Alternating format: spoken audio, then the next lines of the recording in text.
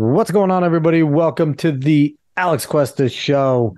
How's everybody doing out there on this Wednesday, December 28th of 2022? It is almost 2023. I hope everybody had a good Christmas holiday, whether you celebrate or not. You had off. More than likely, even people that don't celebrate usually get to spend some good time with their family. So I hope that everyone had a good holiday. And David, hi. You were up here for part of it. Hi. Yes, I was. It was a good time. It was a very good time. I enjoyed myself.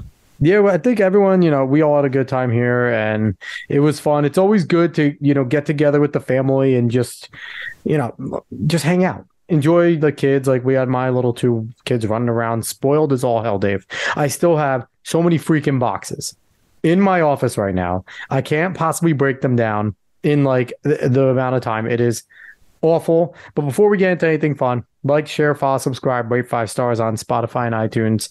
Spread this word of mouth. Go find us on the socials at The Alex Cuesta Show. And before we jump into our show today, unfortunately, we don't have a guest. We had a guest lined up. They had to cancel. They had some family stuff going on. So here at Alex Cuesta Show, family always comes first. I will never stop anybody if they have something to go take care of. This is just a freaking podcast. Go take care of your family. So Ohana means family. Ohana means family, and family means no one gets left behind. I just watched Lilo and Stitch today with my kids. Did you really? Fantastic. Yeah, they just played it. But yeah, so they will be on at some point, and we're excited when they do come on. But yeah, family comes first. But speaking of guests, last week we had Harrison Kronk on, conservative Twitter personality. It was a hell of a show. We had lots of fun talking about the Twitter files, talking about the Zelensky speech, and then talking about Community Notes or Birdwatch when it was first found, which is where, community gets involved and does things, and really cool program. If you want to know more about it, go listen to the episode because Harrison's one of the, beta testers of it. So he gives us a lot of good information there. So we had a great show. It was lots of fun. Dave, we also have a good show, and me and you haven't just done a show together in a long time. We've had a lot of guests, so it's nice every once in a while. You don't like talking to me, that's why. No, your voice kind of annoys me. That's fair. That's very fair. No, but it's like it's hard when we're rolling with good guests and stuff. It's hard to just sit there and try and subject people to just me and you. Like that's actually torture and painful. Yes. Yeah. Sometimes I look at my camera and I wonder if I'm too close. No one's seeing this, but I'm seeing it, and it's slightly bothering me. I'm not gonna lie.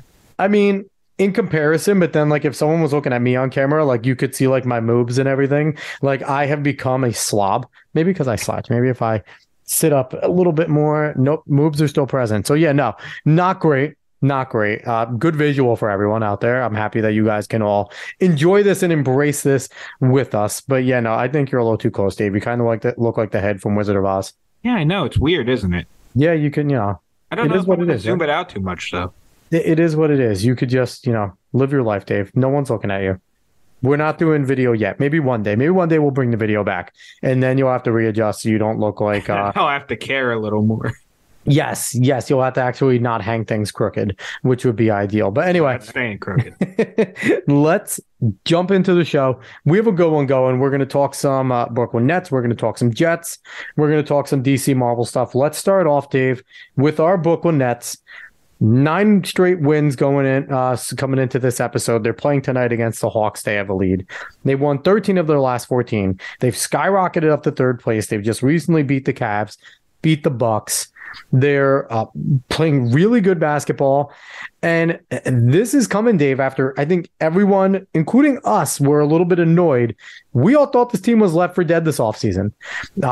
Kyrie put the video out there, shared his opinion. He's been labeled an anti-Semitic. That, winning makes everything go away. That's only mentioned in jest now, right? KD requested the trade. Steve Nash is awful. We found out Steve Nash is actually the worst coach of all time. And they have some good things going now, Dave. It's been crazy from this offseason, from what we talked about early in the year to now. Could you have predicted that the Nets would turn it around and look like the best team in the league right now? Not in this way. I could have seen it because they have the talent, obviously, Justin, KD, and Kyrie, but not this soon. You could have seen it maybe later on in the season, but just this soon having it clicking already is good. is really good, especially for a team that has a lot to live up to, and it hasn't really lived up to it yet. Now, who's to say a singular toe of KD, maybe they do live up to it, but they haven't yet. So that's reality. So, but finding them here in this winning streak, like you said, 13 of the last 14 is great news. And admittedly, I haven't watched a ton because I'm a bad person. I've been a bad boy. But I mean, I throw it on every now and then. I should throw it on more because I should be a better fan. I'll say things this. on the TV is an issue for me. I'll say this. So I don't get it on my YouTube TV. So I have to rely on the Yes app. The Yes app is the worst thing ever created. They suck. Yes, if you're ever listening, Dave, you'll watch it and all of a sudden it'll skip back like 5 minutes. Go backwards 5 minutes.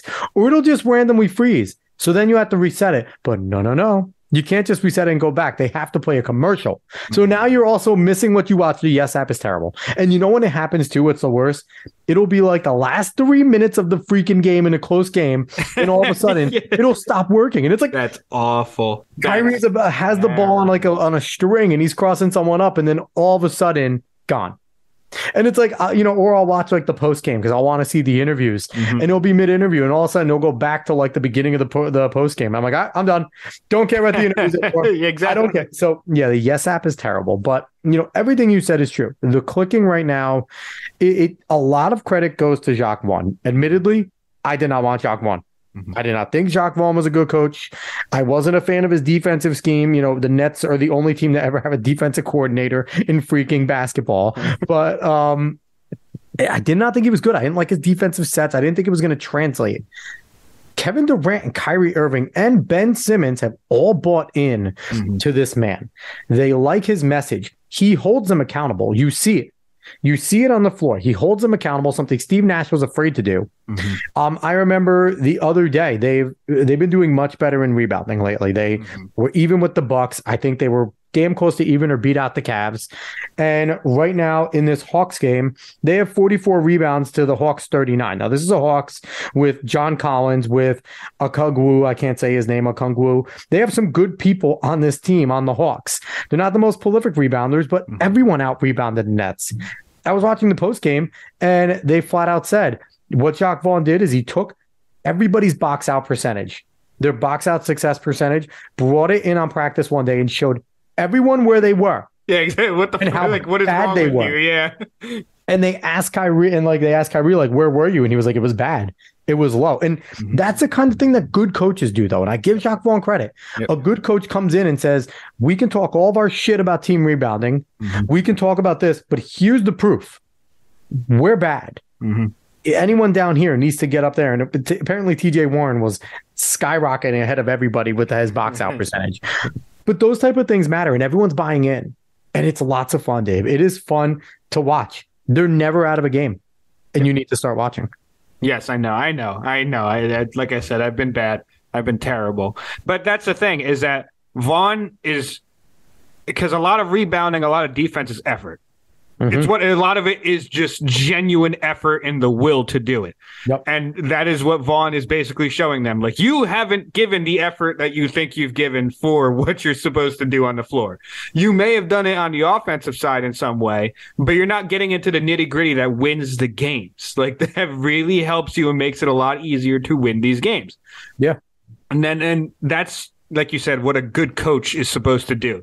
When you have a weakness that maybe you're even overlooking, he shows you it and says, this is what you need to work on. Like, you are good at this already, but you have this to work on. So get it done and we can be better. Because most athletes, there's a very small percentage, want to do better. They want to be better and they want to be as great as they can be. There's a very small percentage that really just don't care.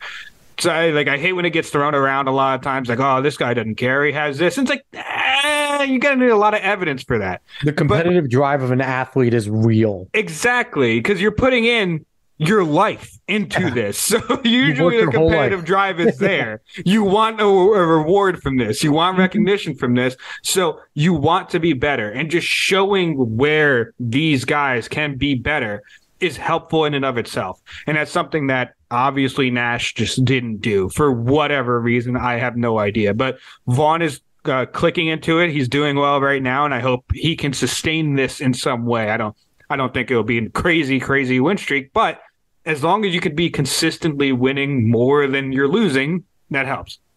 And, and it took a lot. It's the superstars bought in, right? Like, that's basketball. If your superstars can buy into whatever you're selling, then you're in good shape. So KD and Kai are bought in. Ben Simmons, who, I wasn't a fan of Ben Simmons. I made it very well known. I didn't like him at LSU. I didn't think he was great over, for the Sixers. I thought he played well. I just always thought he was a fraud. He's bought in. He's not shooting. He's getting into the layups. He's going into the dunker spot. Just fine. But he's so much. But you know what, though? He's a catalyst. When he's on the floor, he really plays that elite defense, and his defense is getting better and better.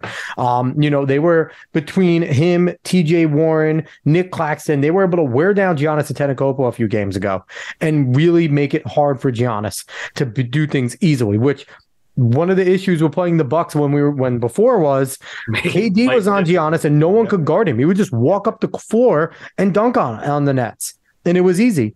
Not easy anymore. Ben's coming into his own, and with him running the offense, it takes so much off of. I see a different Kyrie Irving.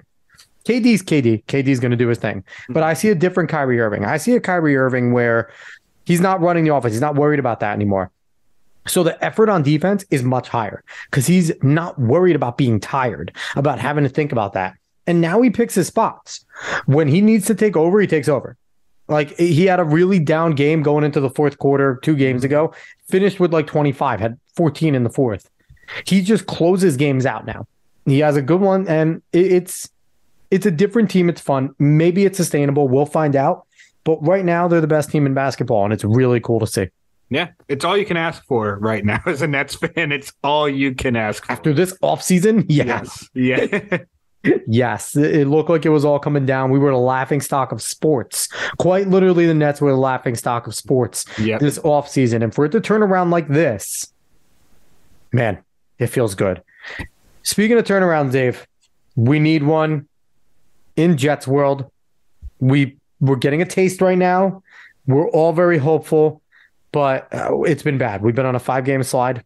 We go from 7-2 to 7-8 now, or whatever it was, 7-3 to 7-8, 6-3, really. Well, yeah, whatever it was. It hasn't been good.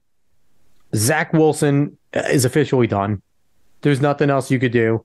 But we get the return of Mike fucking White, man. He's back. He's playing, and Jesus, I hope he can handle the pressure. He has the whole weight of half the city of New York and part of New Jersey on his back to go out and win the next 2 games and give the Jets a chance to get to the playoffs as long as the Patriots lose.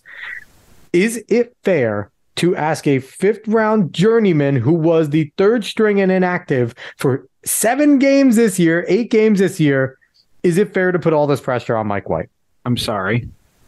I'm not asking that guy to do it. I'm asking a Hall of Famer to do it. I'm asking someone that is actually actively in the Hall of Fame to do it. So he has shown that he has the balls to put throws where they need to be, especially in crunch time situations. And him coming back, he's probably going to be affected. I mean, his ribs are probably not fully healed. Most likely going to be wearing some sort of flak jacket. But I have trust in him over everyone else that we have. And I do have trust in him to go and score points. I don't think we've been under 400 yards anytime he's really touched the field on offense. So I think maybe like, very little, like 395, but like still good. Yeah. So I have no reason to not believe that the offense can at least move the ball and at least give our defense time to actually get a breather and play well. And we can, maybe have them start on their side of the field, a good distance on their side of the field. So I don't know. I do trust in Mike White a lot to pull us through this, especially with the defense we have, especially because this is almost a storybook kind of way to do it now. It could all come crashing down as we lose by 21 to Seattle. But A lot of it seems to be coming together at the most chance time possible. And I know we need the Pats to lose, but honestly, Mac Jones isn't very good.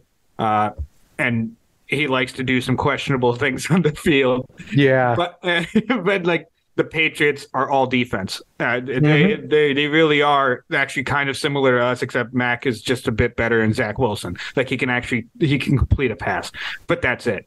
It's not that much different than us.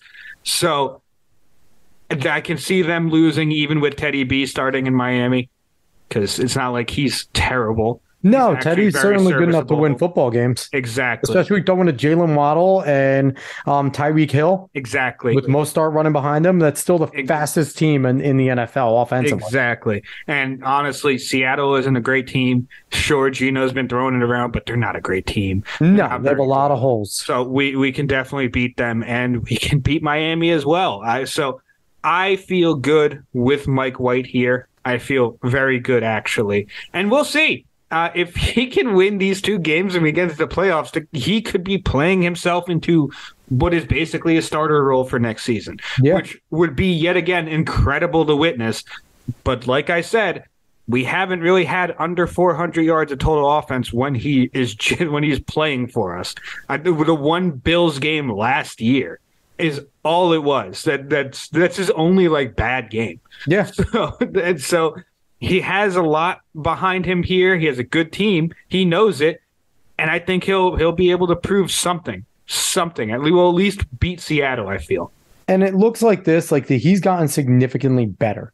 Yeah. Than he was last year. Last year, he was really a game manager. He really just, took what's underneath. He didn't really try to make many big throws. The one game where he did try to extend was the Buffalo game, and he paid for it. Yeah. He had a few bad bounces, and that's typical of what we've seen from Mike White. Mm-hmm. Guys aren't ready for where he puts it sometimes, which is pretty embarrassing. There's better talent this year, so they're catching it a lot more when he's putting it in tight spots. Mm-hmm. But, it looks like he's significantly made improvements. The tight windows he's throwing, he's making high-level throws. Yeah. Very difficult throws that very few quarterbacks even attempt in the NFL. Mm-hmm. So he has all sorts of confidence. His arm is a lot better than I think any of us thought it was. Mm-hmm. So he has a chance. What they do need to get figured out is the red zone, because the red zone's bad. Yes. And there's no reason for the red zone to be so bad. Now, part of it's on Mike LaFleur. We all say it. He gets too cute in the red zone. He runs too many gadget plays in the red zone. One play in the series where he runs like a reverse or some weird gadget play, and it kind of ruins the series in the red zone. And the thing is, in the red zone, you have to go to what is your strength, right? Mm-hmm. And our strength is, if the run game is working, which it hasn't been, but run the ball, right? It hasn't been working. So what's our next strength? Garrett Wilson. Garrett Wilson needs to get the ball in his hands. Yep. I don't care if it's on a slant and give him a chance to make it in, or a fade, which it looked like that was a blown play at one point where Mike White thought it was going to the corner and he didn't. Mm-hmm. But even Elijah Moore, Corey Davis is a big body down there. Mm-hmm. Our tight ends are athletic as all hell and are run after the catch machines. Mm-hmm. It's not like there's a reason to run these gadget plays down there. Yep. Use CJ Uzomah, let him turn around and just get in front of somebody at the goal line and throw it where the defender isn't. Let Uzomah make a play. Mm-hmm. It's typical stuff that you see great quarterbacks do all the time. So it needs to get better there. I'm excited for what we're seeing now. I do have to say, part of me is going to want to see a 42-35 game, because I really have been cheering for Eugene. I really have. It's fair. I am so happy for the man. Ike Enkapali knocked him into a backup role for about 7 years. But you know what, though? For him to keep persevering, for him to keep working, for him to get the starting role away from Drew Lock, who they traded for, the role was Drew Lock's to lose. Mm-hmm. And Gino showed that he could still play, and then to show the exact pedigree that everyone thought he had.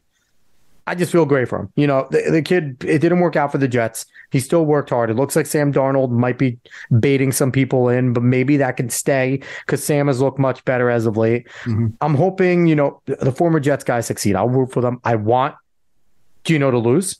I want him to throw a few picks. I want the Jets to win, but I also want to see him still play well, because, I'm happy for Geno Smith. Now, what the hell's going on with Zach Wilson, Dave? What do the Jets do with Zach Wilson now. Do you trade the second round pick after 22 starts? Do you keep him on the roster next year just to keep him in street clothes? Like, because you're going to bring somebody in to back up Mike White because you don't want to leave the chance of Zach Wilson being that guy that has to walk back in a game. Mm-hmm. So do you cut him and take $11.5 million in dead cap? Like, what do you do here? So Douglas is not in an enviable position with this one. It looks bad. It looks really bad. This is the first big blemish on Joe Douglas's resume. Well, the good thing is that he hit on so many other spots, especially in this draft, that, this is a blemish. But even when usually these QB draft picks go wrong, it usually doesn't turn out to be Ryan Leaf.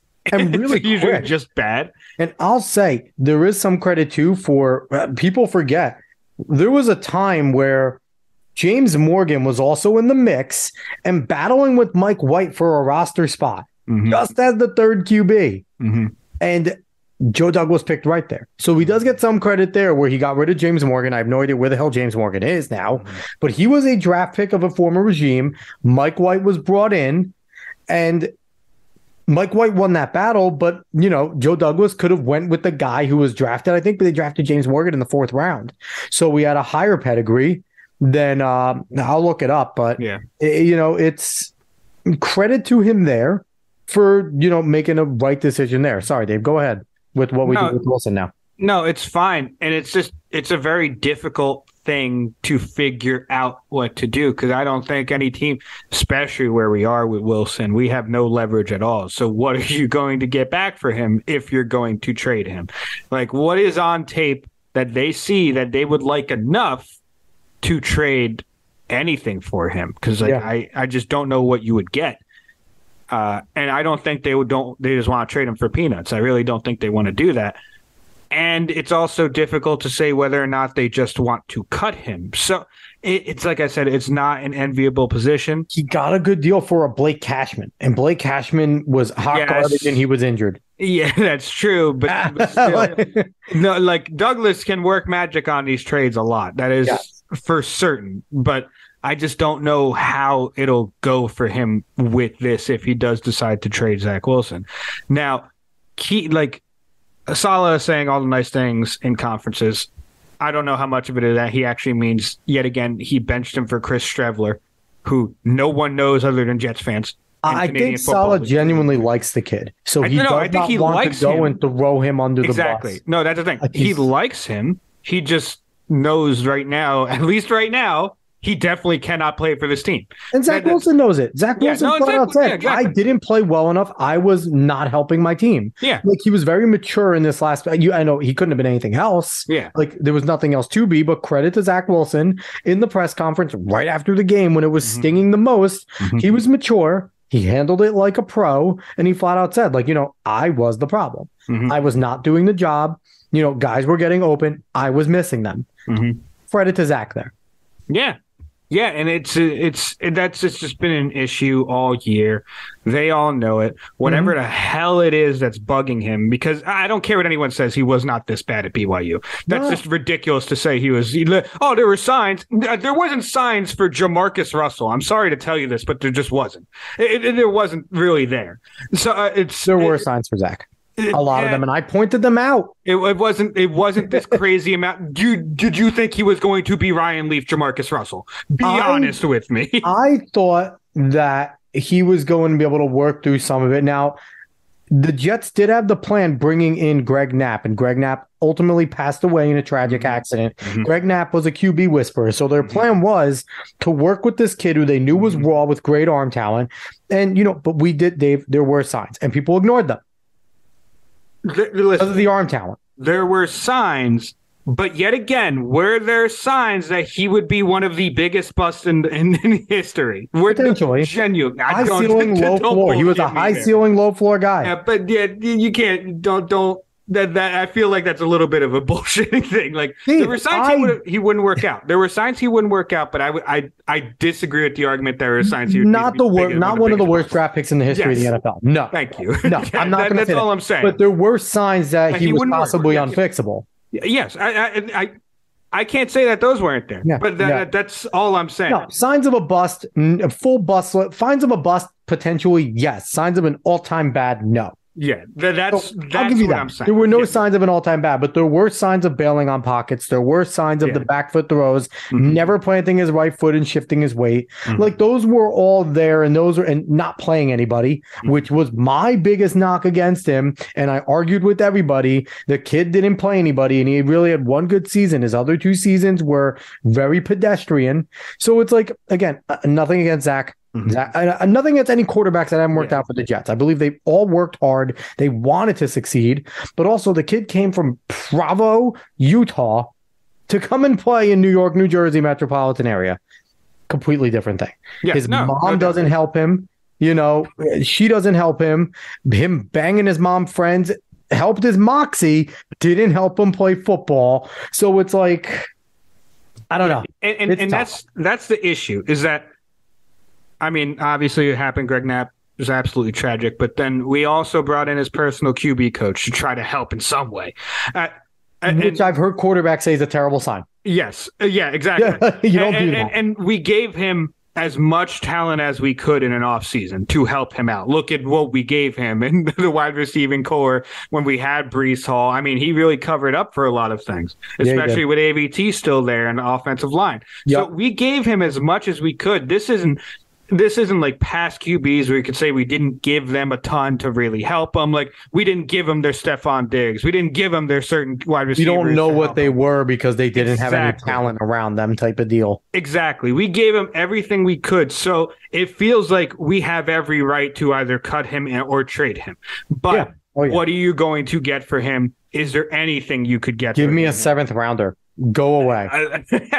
Listen, I'm kind of fine with that because he just needs to go somewhere else for the benefit of both us and him, I think. So I'll point out something real quick that in a little bit of defense of Zach Wilson here, the Jets have mustered 47 yards on 22 rushes in the last 2 games. Yeah, no, I think negative yards after contact. Yes, because it was 0-1 game, falling apart. Awful in the run game. Pass game, they've been fair. They've been fair. Okay. Okay. Mike White covers up for a lot with his quick release, and Zach Wilson just sliding his feet every once in a while would help. But that's a give and take. The quarterback needs to help the offensive line too. So there's give and take there. But the run game's bad, Dave.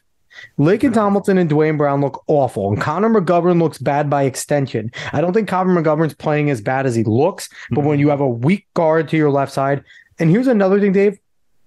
The strength of our run game was on the left for a long time. Yep. Because those two were mauling. LaFleur needs to adapt. Yep. We don't run the ball to the right through the tackles. Give Herbig and Fon a chance. Yeah. We need to stop running left. Left is a bad choice right now. Can they fix the run game? Like, those are, Dwayne Brown doesn't have a shoulder. He's playing tough. Laken Tomlinson has fucking lost it. I have no idea what happened to him. Is there a chance? Because if they don't fix this run game, Mike White could be as good as he wants. But if they could just sit there and play nickel dime all game and take away anything, I don't care who you are. Mike White's not going to be able to beat them if they can't have any threat of a run. Do you see any fixing this right now?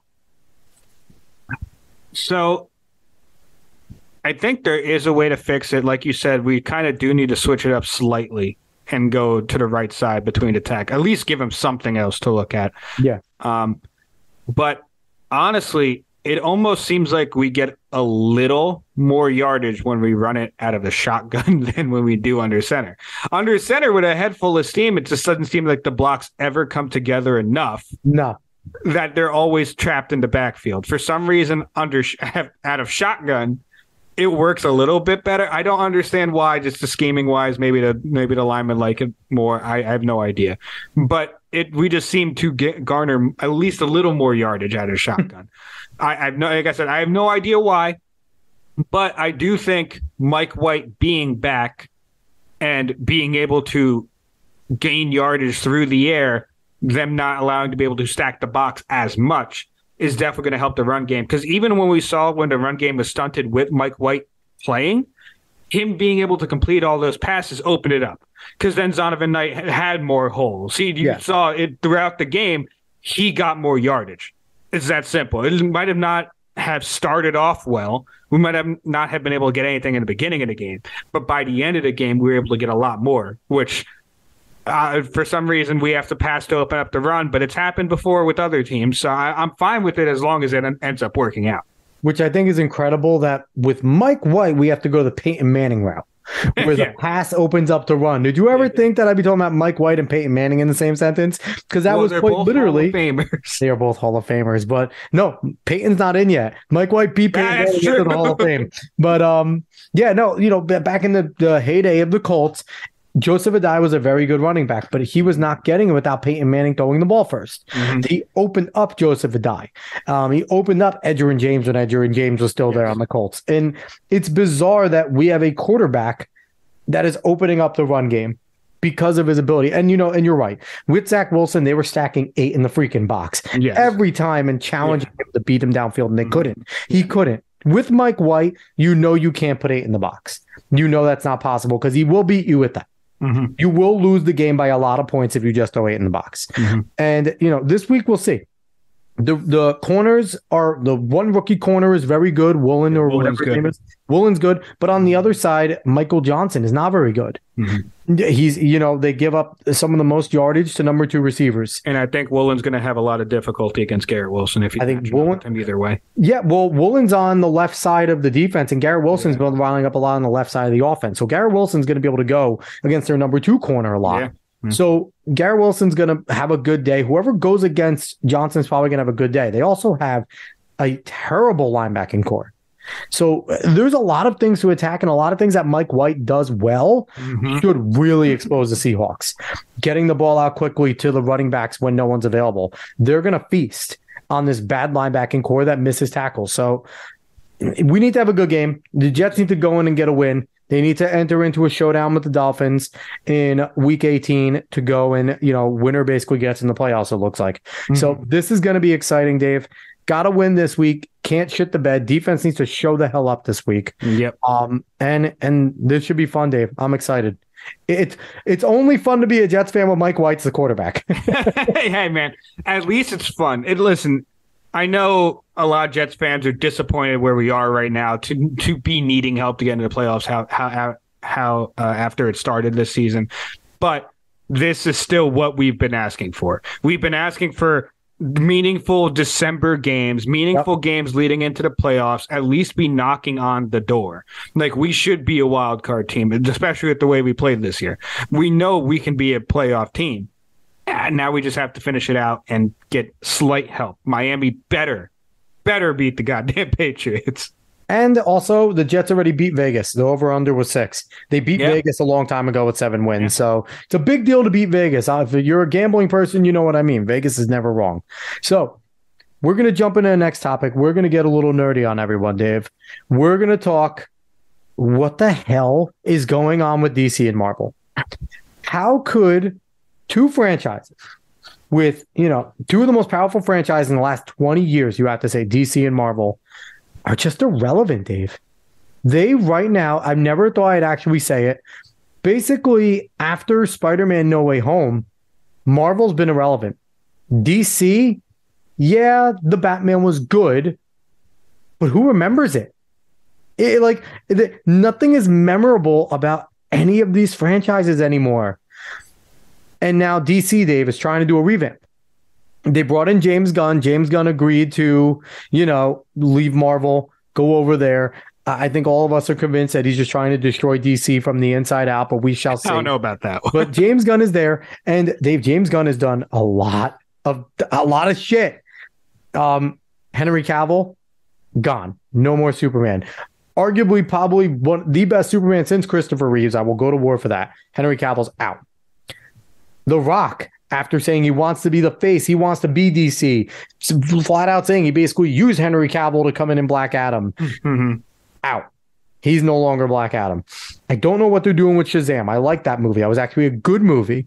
Don't know what they're doing with it. I believe Gal Gadot's out as Wonder Woman. That's not confirmed. Not confirmed. Wonder Woman 3 isn't happening, but Justice League has been scrapped as we know it. James Gunn scrapped Justice League as we know it.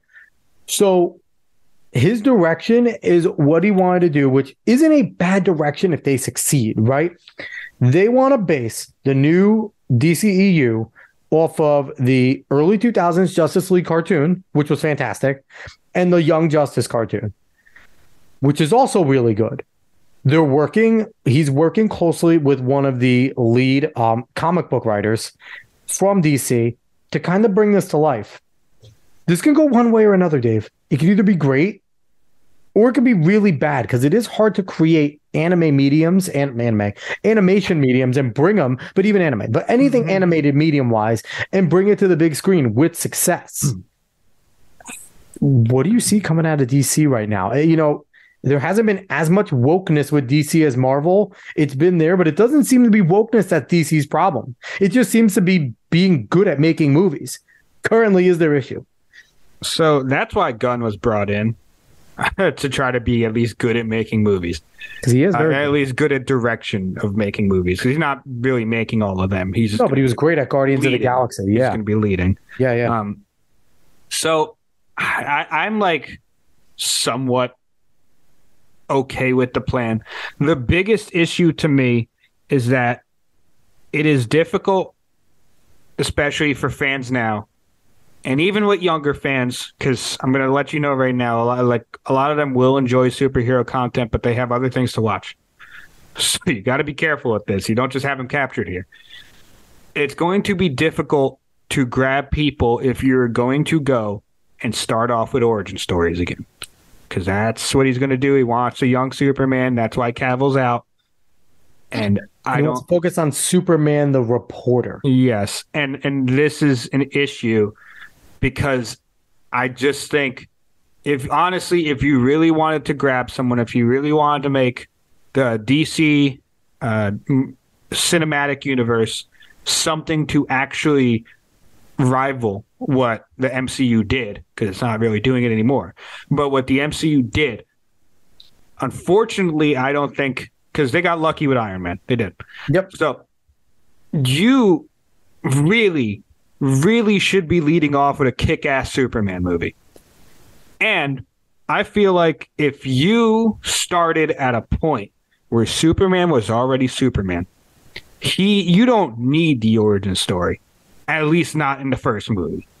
Like you don't need the idea of Superman Returns was great, where Superman just came back from hiatus and started doing Superman things again. It was a bad movie, but it was a good concept. Exactly. And that's the thing, is that you bring in a Superman who embodies the Superman values of hope, of justice. You need those in the movie. You need him to be Superman, but just coming in and being a somewhat seasoned Superman. Because if it was seasoned, if it was vet Superman, you'd keep Cavill. Mm-hmm. But somewhat seasoned. Don't give me Smallville. Don't give me Reporter. Nope. At least not a lot of Reporter. You can have a little bit of Reporter, a little bit of him just going under and disguised as Clark Kent. That's fine. But bring me like Superman already doing things and being virtuous and already there. Like people knowing who he is. Exactly. He's already showing all of these things. And that would be a movie that really grabs someone. An origin story, I don't think, will be able to grab anyone in order to come back for any of your other movies. Because I know you said you like Shazam. How many people actually care about Shazam? Genuinely. Not many. Maybe if you played Injustice, you might like Shazam a little bit, but like that's the only reason. And the same thing with Black Adam, because Black Adam really didn't do well. I know The Rock said he wants to be the face. You're not going to be the face as Black Adam, dude. It's that like no one. I heard Black Adam confused the hell out of a lot of people. The action was fun, but they didn't know if Black Adam was a good guy or a bad guy. And that's another thing. You don't know that Black Adam is actually the rival to Shazam, which was never set up. Then you're confused by what the hell this guy has to do with anything. Exactly. And that's the thing, is that this is why it needs to be a Superman already being Superman. He is your hero. He is the embodiment of hope, of justice, of virtuousness. And he is just a straight hero. You know, like Batman's, you've been playing him gritty. You've been playing him almost sort of anti-hero kind of way, which is here and there at some points. But stop it. Give us the hero and you will do better than Marvel. It's that simple. Give us him as a hero. Give us one good Superman movie, a singular good Superman movie, and you will kickstart the universe. And then you could try other things from there. I mean, you screwed up Wonder Woman. Please keep the fighting from Man of Steel. The actual in-air fighting of Man of Steel was at the best that I've seen in terms of moving at a fast speed, flying. It's what Dragon Ball should be. If Dragon Ball ever becomes a movie, just do Man of Steel's fighting. And I agree with you.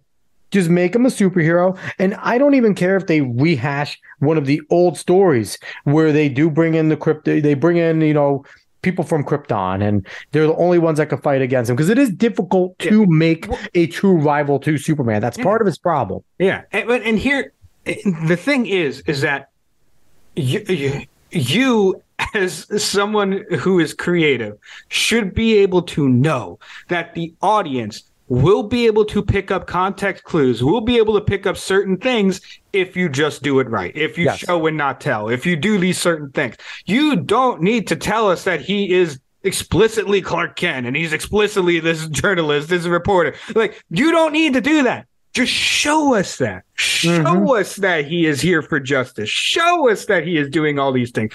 Like I said, you make one good Superman movie. Any other movie will not do.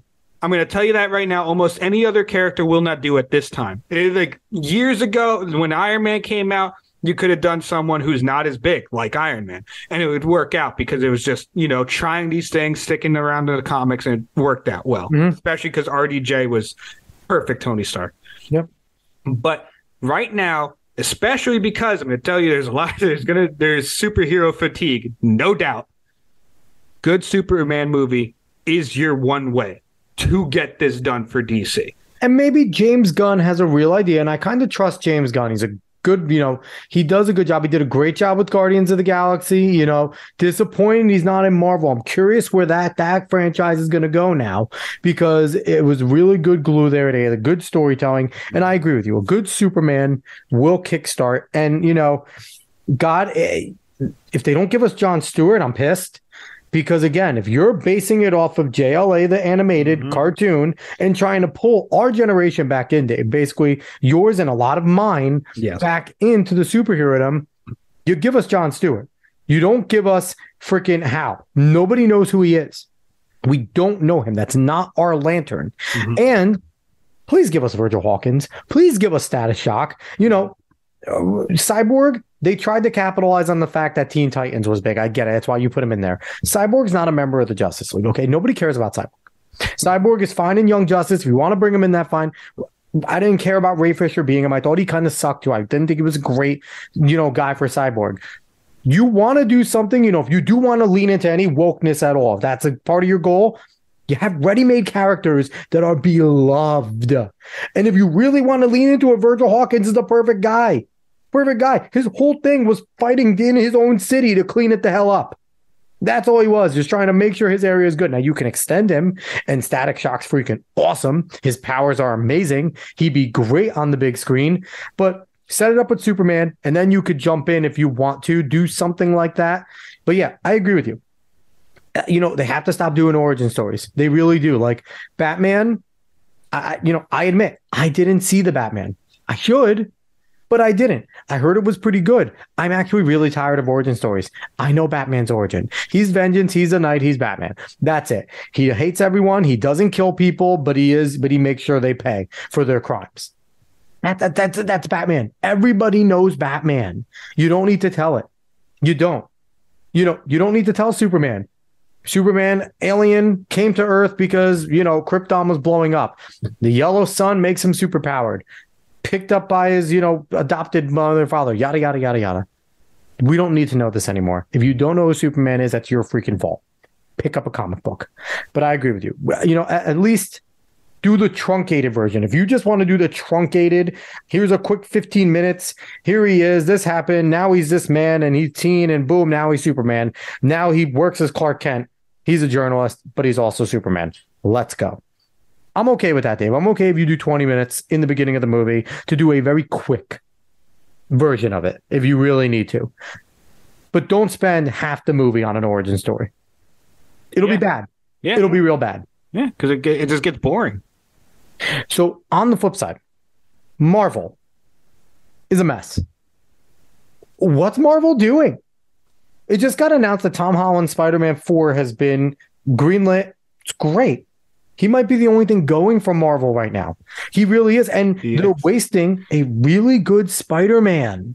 Because Tom Holland is a really good Spider-Man. He's nerdy enough. He looks like a dork, and that's believable. Peter Parker's a nerd. He's not necessarily the egghead that Peter Parker's supposed to be, but he does a good enough job with what he is and how he is. And he's quirky. He's funny. But what's going on? They officially ended the Avengers. They said the Avengers is done. They're not bringing that back. Yes. Where, are we going? So what's going on? Are we going with Captain America as, the Falcon Captain America? Is Anthony Mackie's Captain America going to do anything? You gave us a TV show. Oh, is he going to do anything? Where does anybody fit in? Hawkeye's officially dead. You made the show for no reason now. If the Avengers are done, he's officially done. You're bringing back X-Men. You might change the name from X-Men to take men out of it. Like, are you trying to not be successful? Like, Marvel's fallen to wokeism heavily, and that's been their downfall, Dave. What the hell are they doing? Is there a direction right now? So I think for all those that watch Nerdrotic, he actually put it best, a throwaway joke that has now become basically what is printable as what Marvel is, especially Phase 4, which is the MCU. They ended Phase 4 apparently and are jumping right into Phase 5. Phase 4 is done. They're going into Phase 5, and that's probably not going to be good either. Mainly because they are trying to push characters without writing them well. That's all they're really trying to do. They're trying to push people that are specifically not straight white men. And if they are straight white men, they're usually surrounded by people that aren't straight white men. And they want these other characters to try to be beloved without actually writing them in any sort of way that people will genuinely like them. At least a majority of people will like them. I'm sure a minority of people might, but a majority don't really care. Especially because you have lost all mystique in your movies. Now, if you go back, I know I brought up Iron Man a lot, but if you go back to those original movies that really kicked off the MCU, you will find a different tone in almost every movie. Yeah. Almost every movie has a different tone because they're different characters. Now, go and watch a Marvel movie and tell me there's a different tone. Because you'd be lying if you were. There is no different tone. They are all comic relief. It's actually embarrassing how every single character is basically. There's nothing serious. The threats don't feel exactly. serious. The threats are never really serious. Sure. Oh my goodness. Oh, a person died, but yet they still kind of make a joke of it. Like nothing is ever actually serious in Marvel anymore, and nothing seems to matter. It's almost like the way Dragon Ball Z is painted, except at least that's. And there's still good, at least there's still good storytelling in Dragon Ball Super. Exactly. And so that's the biggest issue with Marvel right now is they are pushing characters just for the sake of what they presume is diversity. And they are not writing them well. And then also writing everyone the exact same because everyone is just funny. Everyone gets these one-liners. No one likes these fucking jokes anymore. Not a singular person actually likes these fucking jokes anymore. You can act like you like these jokes, but that's because you're dead inside. It's that simple. You are actually fucking dead inside if you like these jokes anymore. There might be a couple quips that are like not bad, but most of them are just like, oh my God, just like, be a fucking superhero. Like, why are you just a regular person? Why are you just this person that likes to make jokes all the time? Yeah. Why can't you just be anything fucking different? Why can't you be an actual person? It's so weird. I am curious because they did say that they want to make a movie with Donald Glover as the center, and it's like I don't know what they're going to do with him, but he's a villain. Yes, he's a villain. And I don't mind. Donald Glover's a good actor. I feel like he'd be a good serious actor, but there's no point. There is no point. And no one knows that character. And no one's going to care. They obviously denied Chris Hemsworth's request, saying he would bring Thor back if they finished his arc. Which, again, they made Thor a joke. He also doesn't want to work with Taika Waititi. No. He doesn't like Taika Waititi. And guess what Taika Waititi does? Write everyone as if there's some jokey character. Taika Waititi's been awful. And Kevin Feige's not much better. Kevin Feige needs to go he's too. Terrible. He's been awful. Maybe that's why. Maybe that's the reason why James Gunn left, because he didn't want to work with these people. Because they didn't have his back in the first place, and that's why he left. Yeah, and I don't blame him. But it's just and yes, wokeness is definitely involved, 100% involved. Yeah, but that compounds onto the fact that it's a bunch of people that are either not fans of these characters at all or just do not know how to write anything. Like literally fucking anything. And it's embarrassing to watch what they put on screen sometimes. Because honestly, I don't really watch any Marvel movies anymore. I don't watch really much of anything anymore. I'm not going to lie to you. But I've seen clips, and that's all I need to see. I'm sorry to tell you this. Context be damned. All I need to see are clips of some of these lines that these people throw out, and it's not good. It is straight up not good. Yeah. And if you enjoy them, that's fine. You can enjoy them. I'm still going to say they're bad. I don't care because I think they're bad. So while I'll let you enjoy that thing, you got to let me hate the thing. It's a give and take here. So, but I don't know. Marvel is on a free fall. Hall of Disney is on a free fall really right now. It's been pretty bad for them. So we'll see what happens. It really seems like they're just going to stick to what they're doing, even though they don't seem to have a plan at all. And they're just going to keep hiring people that don't care about these comics, the people that don't care about these heroes. Mm-hmm. I mean, I believe the worst thing that they've done is She-Hulk, and that's not a movie, but that is a series. She-Hulk Attorney at Law. Everyone on that writing team deserves to be fired. It's not She-Hulk. It's embarrassing. And the issue with She-Hulk is it was ready made to kind of fit what they were trying to do, because She-Hulk has always had that quirkiness to her. She-Hulk did break the fourth wall. She-Hulk was a more comic relief character. When she needed to be serious, she was serious. She was a good member. You have to be competent to bring that to a screen. That was part of it, but they weren't good at doing it. And it was ready made for what they wanted to do, but they weren't talented enough to bring that out. And it's unfortunate that, and She-Hulk was a pretty beloved character in the Marvel universe before this, and it's just a joke. And so, I'm not very curious. I'm not gonna lie to you. I'm not curious where this goes. I almost don't care because my childhood has been screwed. I wouldn't mind seeing it fall. I'm not gonna lie. It's pretty funny. It is pretty funny. But speaking, I just want to give a shout out. Rippaverse, Eric July, the ISOM character, the number one came out. They're working on more. Go buy it. Go support him. You want good comics? Go get that. He's promised no multiverse. He's promised no time travel. He said he's just going to write stories. They're going to have an arc. They're going to be linear. They're not going to be this nonsense of revival crap. So they're going to and he has people there, and just to give him some credit, it's not like they're scrubs going to write for him. These are former DC Marvel people that are tired of the shit that they were forced to do, or things that they weren't allowed to write, or things like that. So they're legit illustrators, legit comic book writers, similar to what Image and Dark Horse did, where they broke off as they were Marvel DC people as well. So go give that a read. Go support Rippaverse. Go on there and get away from DC Marvel. And if all else fails, go read some manga, because it's still so much better than anything Americans are putting out. Which is unfortunate, man. It's really unfortunate. They're making a new Avatar, Dave. I saw that. I don't know if I like that. They're making a new Avatar. Well, Legend of Korra was bad, so we'll see if they can... I've heard mixed things about Korra. I've heard it was throwaway. I heard it was just throwaway. Like, whatever was good, it was whatever, but it was just kind of a throwaway. Like, it wasn't very interesting. No one wants to see the breed of Aang coming to do the same exact thing. Like, it was essentially, there was nothing special. I feel like Avatar, The Last Airbender, not the James Cameron movie, really caught lightning in a bottle with the way that their show planned itself out, and the way it all came together was incredible.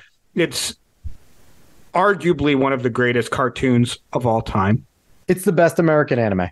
It's an American anime. It is an anime from America. That and Samurai Jack are two best American animes. Yeah, and that's the thing, is that you can enjoy that at any time. is that good. It's a timeless show. And that's also part of the issue of making any sequels to it, like Korra or like this third part. We don't really need this. It's not necessary. Yeah, we don't need this. There is no need for this, even though I know people like to keep getting more and more from the universes and the worlds they like. But most of the time, especially if it's that good in the start, it's not going to hit that point ever again. The only way I feel like this Avatar, and we're going off on a tangent here, but the only way I feel like this could be successful is if it has nothing to do with Aang, with Korra, with any of the original group. That this is somebody completely different. Now, if they walk the path of becoming an avatar, that's fine, but it will be their path on their own. We don't need it to be related in any way to any of the former characters. Let it be in that universe, but let it be something new, go in a different direction. Let it feel like the Avatar universe. There's machine guns and shit. No, you dumbass. But let it feel like the Avatar universe without having to constantly call back to memories. Yeah. So it's difficult, and I didn't watch. I'd maybe watch like 2 episodes of Korra, not because I fell out of love with it or anything like that. Like I said, I'm just bad at keeping up with things for the most part. I had no interest in episode of Korra. I really didn't. I was so fulfilled and happy with the way Avatar ended that they tied a bow around every main character's arc. Like Zuko got to finish. Iroh got his arc. Aang became the Avatar, Katara, Sokka, like they all had everyone in there, Toph, everyone that you knew all got good endings, the endings they deserved. And it wasn't, and I like that there was nothing thrown in there to kind of be like, oh, but this one was sad. No, the heroes won. They were successful. They were rewarded. It was just good. It was good. And I don't have high hopes. Just like I don't have high hopes for the Yu Yu Hakusho live action. But I digress. We could do a whole other podcast on that. But, Dave, I think we have to end this one. Yes, we do. Before we go off on another tangent. We could, and we could just go nerdy. Like maybe next time we'll just do a full-on nerd show and do one of those. Who knows? But any last words, sucker? So Alice in Borderlands Netflix season 2 came out. I haven't watched it yet, but I heard very good things. So that's good. I highly recommend reading the manga if you can. It is fantastic. The Netflix show has done pretty well, especially for the last arc in season 1. Like I said, I've heard very good things for season 2. So I'm already happy with it. I'm happy that they've done good enough that people enjoy it. I'll say this, read the manga. I've had some people that watch season 2 and they said it's gone a little too off the rails for them because it's getting heavy into it's getting a lot heavier. It's getting a lot more psycho. I saw the Queen of Hearts kind of in the teaser for it. Queen of Hearts thing. It's getting very deep at this point. So I recommend reading the manga. Yes. First. Yes. So then you can compare it because if it's brought to screen properly, it's going to be a mindfuck. So yes. That's kind of where we are there. So yeah, I recommend definitely go do that. My last words are no last words. We got to get out of here. We've been yip yapping for a lot. We'll hopefully have a guest back on next week, so you don't have to sit through this torture again. But everyone, thanks for listening. Go give us a like, share, follow. You know what it is. Spread this word of mouth. Go find us on socials at the Alex Cuesta Show. We'll be back next week with some more. So long, everybody.